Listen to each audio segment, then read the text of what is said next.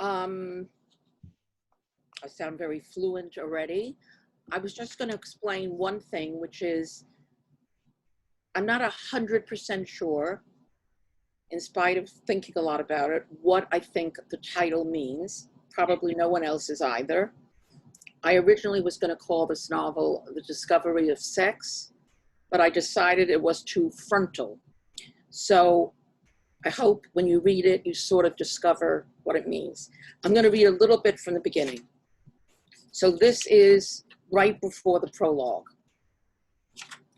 In this story, there is no final scene, no decisive change of heart or firm resolve, so much as a furious inner struggle, a struggle that has left no discernible traces, yet has marked me as surely as bruises after a fall.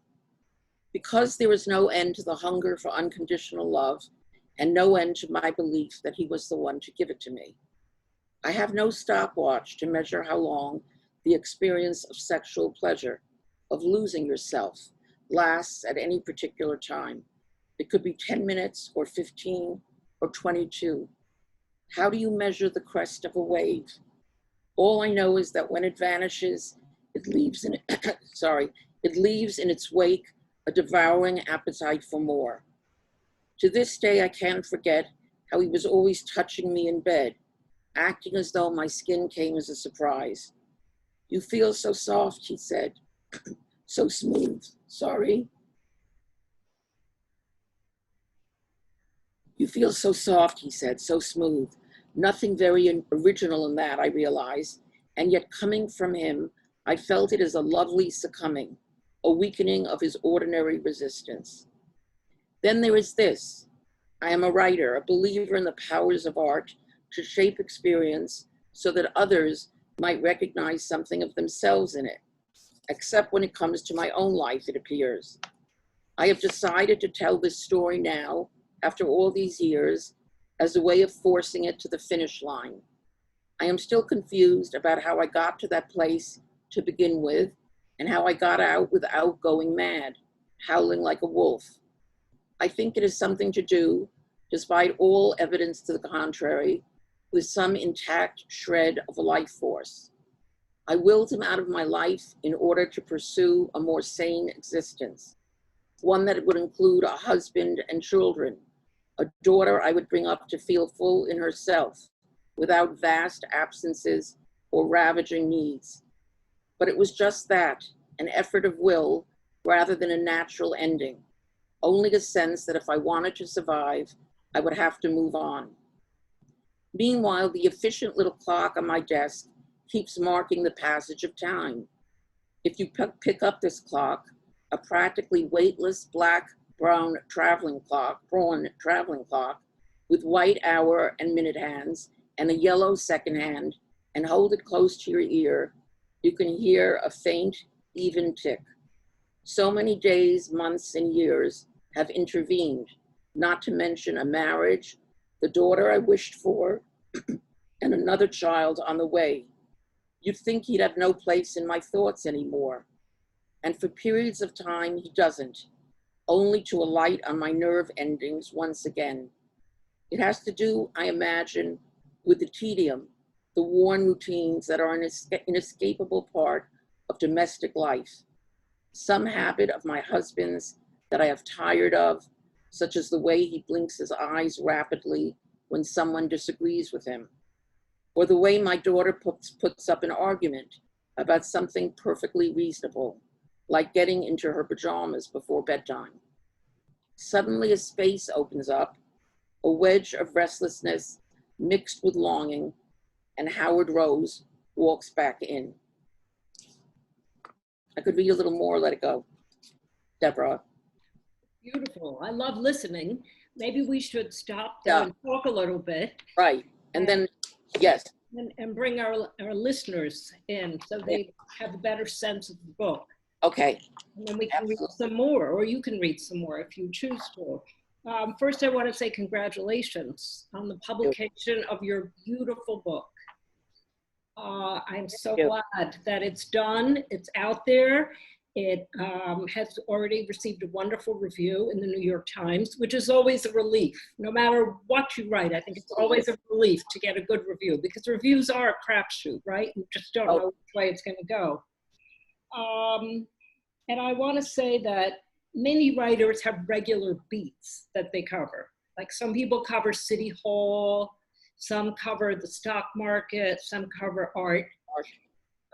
You, I think, do have a beat as both a writer of fiction and nonfiction, and your beat is really the interior life. I think you are a master of chronicling fluctuations of feeling. Whether up or down. Sometimes the feelings are up, sometimes they're down. And you do that very beautifully in this book. I think it's really a very artful book. We should probably explain quickly that it's really 2 books in one, right? It's a twofer. Yes. It's goodbye, because it brings you both Daphne, the novelist, who's relating a great love story, looking back on a youthful love affair. And it also brings you Daphne, the critic, in alternate chapters or alternate sections. You actually step in throughout the book to question what you have written, and also to question the larger adventure of fiction and writing fiction. Right. So it's a very artful book. It's both a novel and a meta novel. So if you like straight fiction, or if you like more conceptual fiction, readers get both of them in this book. And I want to congratulate you on pulling it off, first of all. Thank you. Okay, questions. Well, I guess my main one is, I guess the obvious question, the elephant in the room. Yes. I'm getting nervous. I think you are writing about a woman who is looking to affirm herself through a man's eyes and through a man's judgment. And how did you feel about doing that in 2020? At the height of the Me Too movement, when we're not really supposed to look to men anymore to affirm and validate ourselves. In other words, do you see this book as being a great dissent From? in the current context, from prevailing opinion? Well, I would say for better, very good question. For better and worse, I think I am a contrarian. And I often go up against the prevailing trends. So when Me Too had just started with a resounding bang, I actually wrote a piece for the New York Times and questioned its methodology, its treatment of men as predators inherently, and women as sort of Victorian, delicate victims. I think actually Me Too, since it took me 30 years to write this novel. I started it many, many years ago. Was almost afraid of myself, of what I wanted to write about, which was unconventional or sort of irregular, tortured relationships, thus very irregular for some, not for me. But I stopped it many, many times. I had many book contracts, many advances to return, while I went on to writing, as Deborah has said, other kinds of pieces, profiles, book reviews, all that kind of thing. I finally came back to the novel, and I think in some ways, the truisms and the dogmatism of the Me Too movement, which I think is one of the less interior movements going, in a way sort of propelled me forward as speaking very personally and not as the character. I don't think I personally have ever much looked to men to affirm myself. My life might have been easier if I had, but the notion of a woman hoping to find herself as the object of sort of absorbing, consuming attention has always interested me. So I would say, yeah. I don't really see you as a victim in the book. No, I Even though agree. you were involved with a classic bad boyfriend, the kind you're supposed to know to avoid. You're certainly the more sympathetic character in the book. Oh, I should say, not you, I should say that Judith Stone. Judith Stone, it's certainly a sympathetic character, and she's the most vital character in the book, certainly. Right. So do you see her submission as being an act of oppression, or does it also come with a kind of power to it? Someone who writes a lot about sex, whose blurb I didn't use, may I say, said it was like a howl of bloody protest against the patriarchy. I don't see it that way. I think people have different ways of working out the humiliations of their life, the triumphs of their life. I think sexual life is, along with money and maybe a complete mystery to most people. I mean, we don't know how another person's sex life works and doesn't necessarily fit the way they present as a person. So that was of a lot of interest to me, to write a character who in her career is fairly ambitious as a book editor, together, as the word goes, and then is very attracted to submitting herself to a controlling man, which I think a lot of women have pieces of in them, maybe not so full-fledged. So that kind of interested me. Also seems like an experience that women are more likely to have in their 20s. And in this case, you tell the story as the tale of an older woman looking back on a youthful affair. And I think, why is that? Why are women in their 20s so quick to fall into unsatisfying relationships? Right. What the hell? What is it about? What is it the search for? Well, I partly think, because you're mentioning one of the last things I did in these 30 years, and I wrote some of the novel in Deborah's very apartment, was I decided to tell it in flashback and to give an older woman, the same Judith Stone, a take on it, because I agree with you. I don't think this happens that often. I think 30s it sort of ends with. Yeah.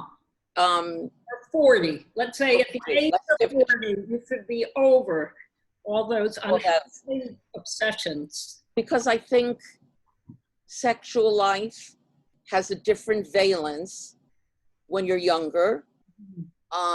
It seems like in it you'll unravel the mysteries of the world. People at that age, women at that age, are more hesitant. Not you, Deborah, we're not so hesitant about where they are, what do they want to do, will they succeed at it, will they not succeed at it. I know in my case, just to say, even in I'd already published a novel, I had already written a lot of criticism and essays, and in my 30s, I applied to law school, which I don't know if you know, because I kept thinking, what is it to be a writer? It seemed so amorphous. And you're always saying that. No. You've had so much success as a writer. You have so many devoted readers. And I always think of that. What's so great about being a lawyer? And I mean, if you're a writer, you're standing alone. You are tracking your own individual thoughts and mini thoughts and feelings for posterity. I mean, what could be greater than that? It's lonely. You're standing alone, but it's also lonely. Maybe it's alone. The loneliness of it, I always thought about. I also think there is, you may disagree with me, a sort of writerly ego. I often attribute it to men. that they must be heard in the world, that what they have to say has to be heard. Even though I write personally and I think with a certain amount of authority, I don't think I feel much that what I write has to be heard. And I also think, what was the question?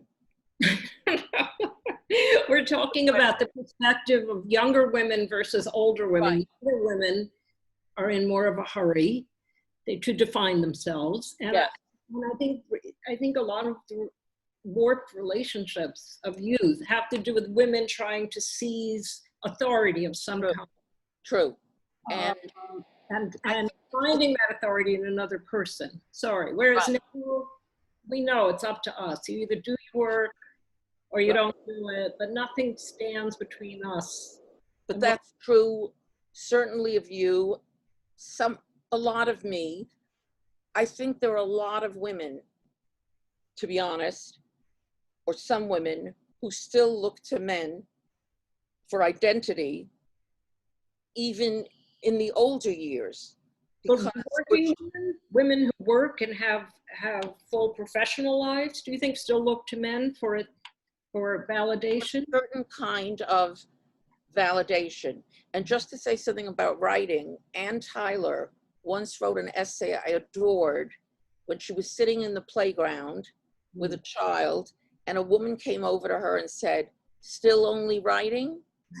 And I thought, would anyone say to someone, "Still only being a lawyer"? No. At least you didn't ask, "Are you still writing?" Right. That's the worst question. Mm-hmm. True.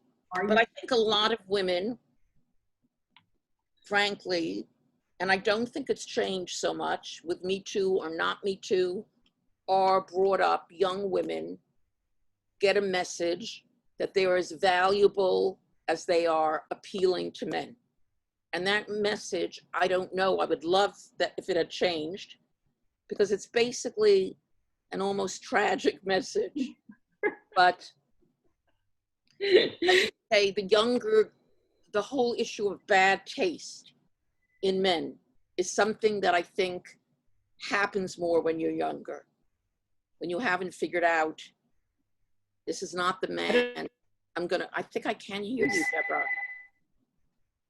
Do you hear the phone ringing? Deborah?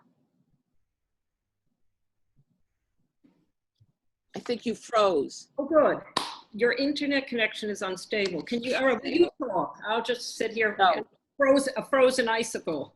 Go ahead. No, but I asked such good questions. But do you think that now that we're a little older than we once were, just slightly older than we were in the 20s, does anything get easier? I mean, people say allergies are the only thing that get better as you get older. Your allergies get a little bit better. But what about, do you find that you have more control over your emotions and are able to lead a more wholly healthy, constructive life now that we're no longer 20 whatever? 30. Wholly healthy seems like a large order. I think partially healthy, 60% healthy. I think the emphasis, again, on romance as a solution to the problem of life becomes less urgent, and you kind of look for solutions either in your work, if you happen to like your work, but I think a lot of women, may also be in careers that don't fascinate them, but they kind of move on from some of the preoccupations. I think that's one of the pluses of getting older, that you're not tied, as you said, you're less tied to the volatility of your own emotions, we hope, with medication and without medication, but a less impulsive approach to life. Right, and having children is also a steadying force. Very, I agree. My friend Barbara Rose once said that once children leave home, a lot of women just go totally crazy. Doesn't that have a name? But don't No, know. the whole symptom is a name, the empty nest syndrome. Well, okay, well, that's one form of it. But having children, I think, does also breed responsible behavior. I agree. Right. I'm actually writing an essay now in which I intend to say somewhat heretically that I think Virginia Woolf, who's a writer I enormously, as many of us do, admire, and I think wrote one of the best novels about motherhood, To the Lighthouse, that has been written. She was advised, actually Leonard, her husband, was advised by Harley Street, that's the fancy street of doctors in London. I think 2 psychiatrists said it would be better for her not to have children. I only have been reading something now about how badly she wanted children, and I often think it might have centered her life. She might have lived longer. I don't believe she would have written less, as everyone's, I mean, that's just a thought I've had. That's As so a child.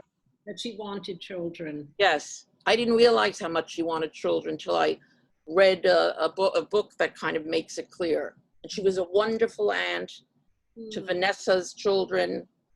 And it's something I think about because women, I think, are quick to think. I know a writer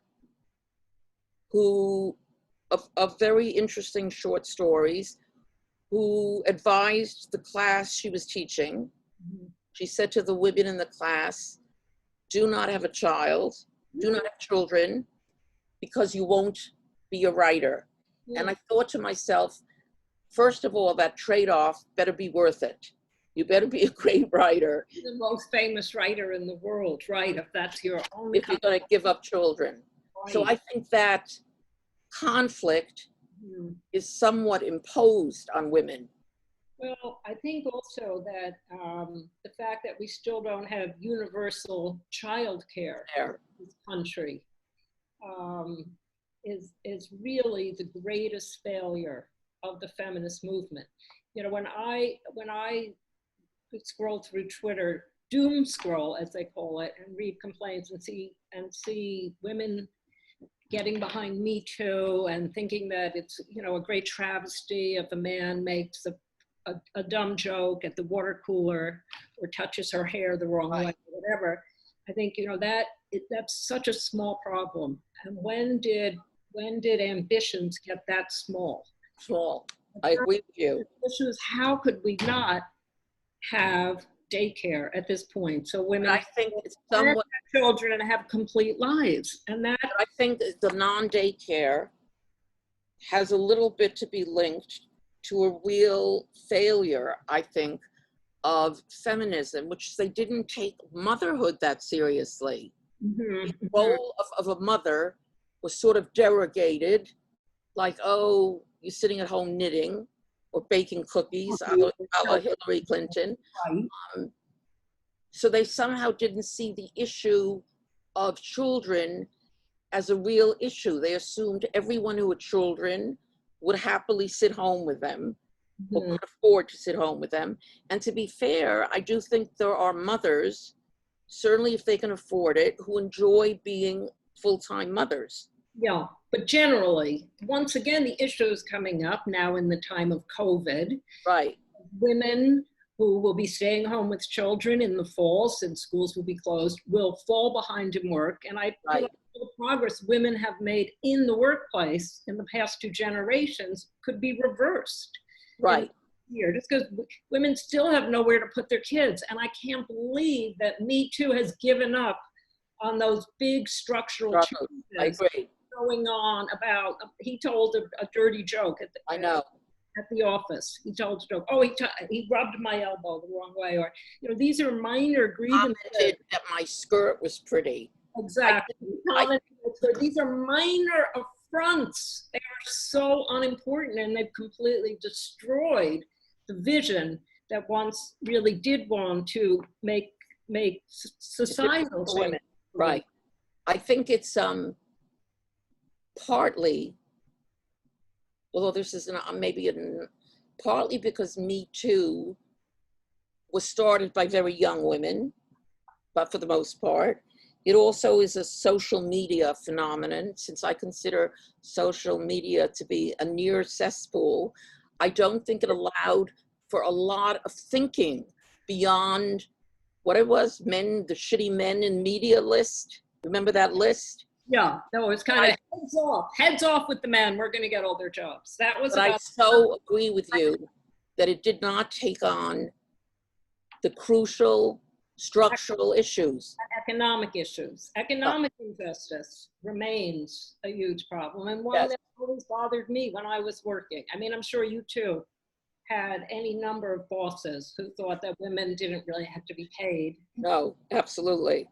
And that issue somehow got sidetracked because everyone became so obsessed with, you're right, the male colleague who said, you know, I like your blouse. That somehow, you know, all this personal grievance came to replace what should have been major change. So, but at the same time, in the 70s, did you think of yourself as a feminist? Because you're such a, you know, you're such an individualist. I'm wondering, I certainly did. I wore a woman's lib button to junior high school every day, the fist. Really? Yeah, yeah. I think being stuck with my contrarian nature. And in an Orthodox Jewish family. And but I also grew up in a large family. I was one of 6. Mm-hmm. This day, I still have trouble saying I was one of 6. You say 6 children, one of 6 children. Yes. I hate any form of group. I just can't warm up either to groups or groupthink. I was interested in feminism intellectually more. Like, I wrote a very, very long piece, and she fascinated me years ago for the New Yorker about Betty Friedan and why she got sidelined, which began with Gloria Steinem's wearing of those aviator sunglasses and sort of fly away with me look. Yeah. I think in some ways I was an undefined feminist, but not, I didn't go to, and as you say, I came from an Orthodox Jewish household where it was, and I have 5 siblings who are observant. It was hard enough to move away from that to, you know, and then end up saying, and by the way, women should be taken much more seriously. So that was sort of hard for me to do, although I did try. You were a great feminist in your own way. Yeah. In your own way. You have your own little feminist movement going, a movement of one. You have, you know, you've been a great champion of sexual freedom and of course free speech and of the literary life. Yes. I don't know that culture will ever mean as much again. No, sadly, it will not. When we were growing up. I don't mean to sound like an old geezer, but it just plays a smaller role in the culture. When we were young, writing was everything, to use a book title of Alfred Kazin. And you write so beautifully. We should go back to your book. I mean, you're incapable of writing a klutzy email. Even your emails, perfect punctuation and spelling. And emails are quite up there as well. I remember I once wrote a piece in which I said, it is unthinkable today that an essay like Susan Sontag's Notes on Camp would ripple through the society or even early draft. Also because Notes on Camp, as you know, was published in Partisan Review, where I was editor. That an essay in a small circulation magazine would have that. Well, I joined Partisan Review when it was moribund completely, and I was an editor there, and I remember thinking, I was in my late 20s, William Phillips, who had been one of the founding editors, was still there, and we would have these very officious meetings, and a very good professor of English named Stephen Marcus would come, and another one named Morris Dickstein. But I always felt we were like having conversations into an echo chamber. Who should we assign this esoteric book to, and this, theme that the rest of America isn't interested in? So I do agree with you, at the risk of also sounding old geezerish, that culture as it once was, with sort of ripples and alliances, and in a way, Diana Trilling, who was something of a mentor, once described it, which is unthinkable today, as the life of significant contention. Mhm. Sounds very much like Diana Trilling. Right. Now we're in the midst of the life of insignificant contention. I mean, that's what social media is. As much as I like it, I do think it offers a lot of advantages and connection. Right. And I know you do, yeah. relationship with issues. We all know we're at a point right now where any kind of reflection is discouraged, and instant outrage is definitely the form of the day, the form du jour. Definitely. Yeah. Addictive. But I wonder if you came of age at sort of the tail end of the New York intellectuals. Yes, I think. Was it an isolated phenomenon? I mean, was that really a lot more literary age? If we look back in American history and culture. Right. It's just a very good question. We thought that people just lived to write well. We thought they had always done that. And now it's beginning to seem that maybe it was. Well, it was the age part. President is Bloomsbury, let's say. Sorry, go ahead. No, I was going to say, I did come into it at the end of it more.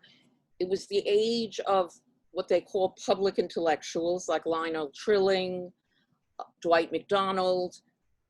Today we have the age of public pundits. There was no such thing as endless punditry. That every single day, 10 people from Max Boot to whoever else would write a piece on the latest horrendous escapade of Trump.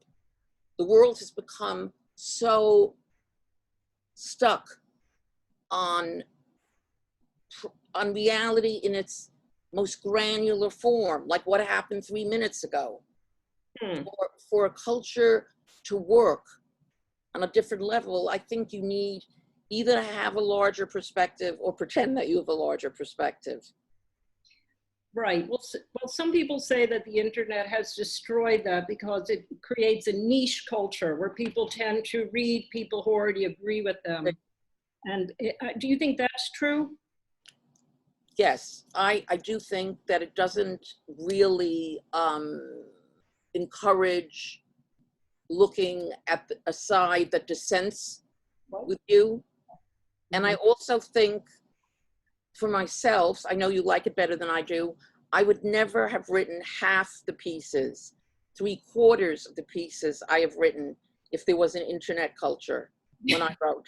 Right. I would have been booed off, like a piece I wrote 2 summers ago about Sunyi Previn, Oh, God.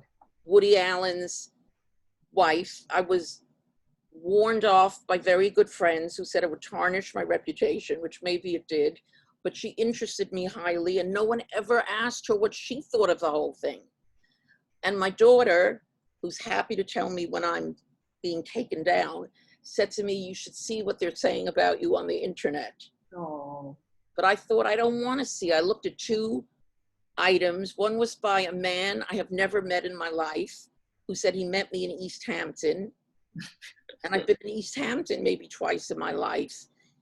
And it was just so off. So I think, and I don't think the internet really allows for much difference of opinion. Yeah. But I feel bad. We've talked about so many interesting subjects, and we should be on your book more. Okay. Talking about your novel and how wonderful it is. As someone who writes both fiction and nonfiction, yeah, which one is harder? I truthfully, I think is harder, isn't it? Which? Fiction, I think, is harder. I agree. I still think to write a really interesting, successful in the sense of holding your attention novel probably, I don't want to say takes a larger gift, that it wouldn't be right, but it takes different gifts. Well, you have to live in an imaginative world of your own making. Right. It's very hard to conjure up that parallel universe, that imaginative world, when there were so many distractions now. I know I put into my novel, and then took out some of it, thank goodness, this whole musing on Post-its. Oh, I want that. Have you done a piece? Fascinated by Post-its. Anyone done a Post-its piece? No, not yet. I'll do one tomorrow. Please, where is that excerpt?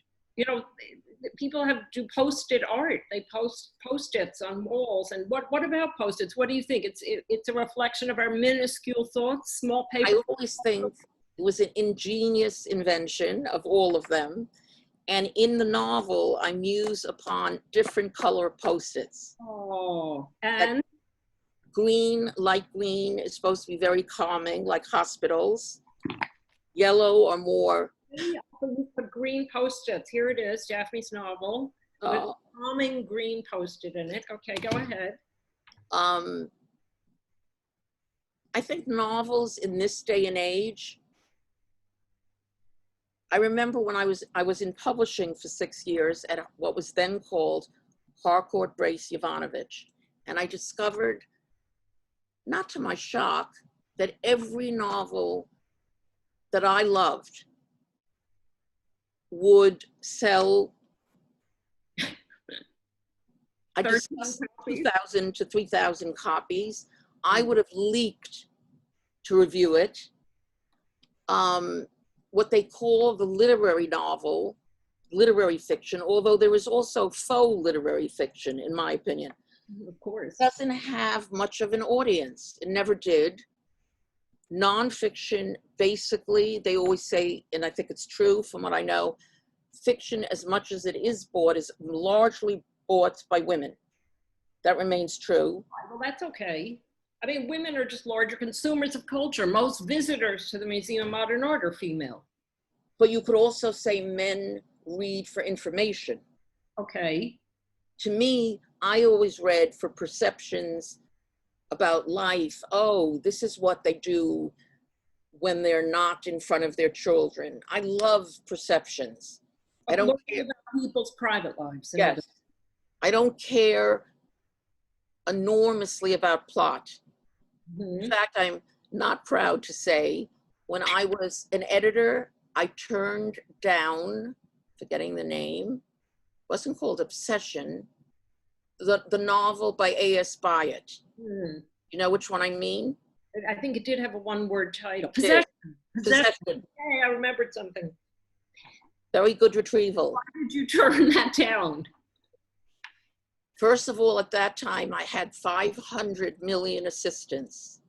And one of them did suggest I buy it. I love A.S. Byatt, like Tower of Babel, but I like her other novels. I don't like historical novels enough. Yeah. I feel I want my history straight. Right, right. So I wonder if there are any questions from our listeners, or if indeed there are even any listeners. We can't. we're just alone together as usual, right, Daph? Right. Anybody out there? Anyone out there?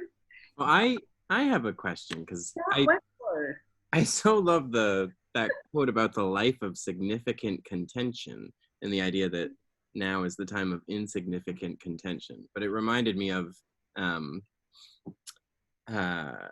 a writer you might like, Randall Jarrell, who said that the people who live in a golden age usually go around complaining about how yellow everything is, which I think is a funny quote in any context. But I wonder, warts and all, if today was the golden age of anything, what do you think today would be the golden age of? Well, just to add to that, I forgot who said, Pascal or some French type said all paradises are lost paradises. Mm. There is no such thing. Yeah. Okay, since we're going with pretentious quotations, Elmore That was not Schwartz pretentious. Just French. said, all true love is unrequited love. And who said that? Another French thinker? Elmore Schwartz. Well, he certainly was unrequited. Most of his life was unrequited. But I think it's a very good question. Is this the golden age of anything? Technology. Mythology? Technology. Yes. Screen. The age of the screen. Yeah. Screen. I don't know what that means to say, really, it's the golden age of technology. It means technology has surpassed most of arenas around it. But it also comes with so many problems. I don't know if you could say it's a golden age. Right. Really. Maybe we don't have a golden age, not even a lost one. I have another question that was my question, but I have a question from the chat. What is the difference between obsession and love? Having ruminated on that a lot, truthfully, I think obsession touches on the pathological. By that I mean, it doesn't keep its space. It threatens to overflow the banks of your life. And it often isn't even about love. It can be about simply fixating on someone. I think, I mean, that may sound odd to say it's not always about love. It's usually not, what's the word, mutual at all. I don't think two people stay obsessed with each other forever. Right. Yeah. Were there any books that in the writing of 22 Minutes of Unconditional Love that you found particularly instructive in terms of you read something and you thought that's something I want to do, or that's something I really don't want to do? It's funny, I have a friend, Deborah knows him, named Chip McGrath, who used to be at the New Yorker, and then he was the editor of the Times Book Review, and he would call me every few minutes, every few years, and say to me, I think someone just wrote the novel you're trying to write, because he had seen a very early version. I think I've just been thinking about it. Jenny Diskey, who was a big critic, but she's not known for her first novel, which is completely about an obsession, verging on sadomasochistic, called Nothing Natural. And I remember it came out in 1986, because that was when my novel, Enchantment, came out, and I just recently rewrote about it. I remember Damage. I think I loved the opening line, isn't it damaged people damage? It couldn't be something like that. Damaged people know they can survive. That's the opening line? I think so. Absolutely not. Damaged people can't be hurt because they know they can survive. Let's look it up. Should I check? No. No. There was a whole genre of a certain kind of book. I loved Margaret Duras, The Lover. And that's Ravaged. You Look Better, Ravaged. Right? Yes, yeah. Yes. I never adored Story of O. I thought it was it's too theatrical for me. I did like, I will say, and that's when my friendship called me and said, I think your novel was written, was 9.5 weeks, which is very different from the movie. It's a very clinical, clipped novel about an obsession with, again, that sadomasochistic undertone. Or not even an undertone. I think she ends up, my other interest in writing this novel was, can you be in an obsession of the most dire sort and get out of it short of killing yourself, like Anna Karenina, or going into a mental institution, which happens at the end of 9.5 weeks. Someone usually dies And I was thinking there are a lot of women who've had bad relationships, even obsessions, and they get out of them. How do you get out of them was what interested me to try and write about. I think I read somewhere that you thought that novels were more revealing than essays or nonfiction. Do you still feel that way? I can understand why, because if it's nonfiction, you're writing on something or about something. But even if it's an autobiographical novel, you still are making it all up. Like, your book doesn't exist without you. Even if there's something in it that really happened, it doesn't exist without you making it up. But that's a sophisticated view. I think a lot of readers, the minute they see a first-person novel, think this is completely not made up. Having myself written very revealing personal essays, some of which have hounded me through my life, I don't know if I'd say that. I think you can write very revealingly in essays, but they're held together by an intellectual structure, which novels are less held together by. I have another question in the chat from Victoria. This might be... Can I make one point before we go to Victoria? Sure.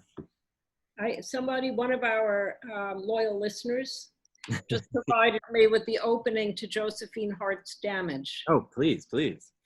Damaged people are dangerous. They know they can survive. Very good. You were much closer to it. Victoria asks, doesn't writing require obsession if it's going to be beautiful, or perhaps if it's going to be any good? You and I were talking about Amy Hempel before we got started, and I saw Amy speak once, and she said, as a writer, she might be interested in only really one thing, which is obsession and the idea of what is ever enough, you know? So does writing require obsession if it's going to be beautiful? Yes, I would answer yes, because I think I have on my strange bulletin board, together with a photograph of Marilyn Monroe, Virginia Woolf, Freud, a postcard called Ecstasy Girl. I have no idea why. Someone wrote me a note that said, get a new life. I put it up. But I also have, not that I'm a big Elmore Leonard fan, if it sounds like writing, I rewrite it. I think having taught at Columbia the last 2 years, I'm struck how little rewriting, that the first draft is somehow presented as the draft. And I think good writers are obsessive writers, are constantly trying. Don't you agree, Deborah? Constantly trying, I would say, for themselves. I have another appropriate quote, which is T.S. Eliot said, great works aren't written, they're rewritten. Yes, no. Like a fancier version, I'm sorry, of Elmore Leonard. No, I was trying to upstage you, clearly. Clearly. Also, obsessions. I remembered a John Updike quote. He once said, obsessions are the leaning posts of the truly sane. Very John Updikean. Okay, so what was the question? On to the next. Yes. Was there a question? I think that might be... Oh, that was the Victoria question. Yeah, that might be all we have time for, unless, Deborah, you have one last... Oh, actually, we have Ellen. Does Ms. Merkin think that women might perhaps have a natural tendency to masochism? And if so, why? That sounds like a reference to some writing from before the novel, but would you like to answer that question, Daphne? I once wrote a piece for the Times magazine called Sexual Secrets. And it was mainly about women's wish to be dominated. That is not accepted so much anymore in bed. I tend to think, but this is my bias, obviously, that it's a subject, sexual submission and masochism, I've always thought for some reason is a subject that interests, maybe because it interests me, intelligent, complicated women, because it takes the whole power dynamic between men and women and just ups it. And whether there's Me Too or whatever the next movement is going to be, me, us, there is a power dynamic. You can't just erase it. So I think in that way, women do have possibly a greater tendency to submit in the name of pleasure. I would like to wrap up by saying that there may be a power dynamic at work in the bedroom, but in the courtroom, we hope that the world will become increasingly just. Right, it's a good thought. That just because,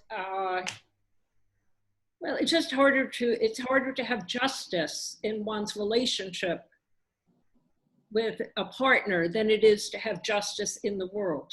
Right. They're two different things. I mean, relationships seem inherently unequal because they're based on nature. We're biology. It's biology. Right. Okay. Whereas in the world, in the greater legal world and in our political lives, we can legislate. We can legislate, but as I think I ended. That's what I was trying to say. Sorry to legislate. But I think in the end of my Me Too piece, I said for the world to change in any substantive way between men and women, boys would have to be brought up differently. That a lot of this stuff is socialization about girls. Oh, they don't know what they're doing. They're cute. That whole notion of girls needing to be cute. I've always fought. Not that I was ever found cute.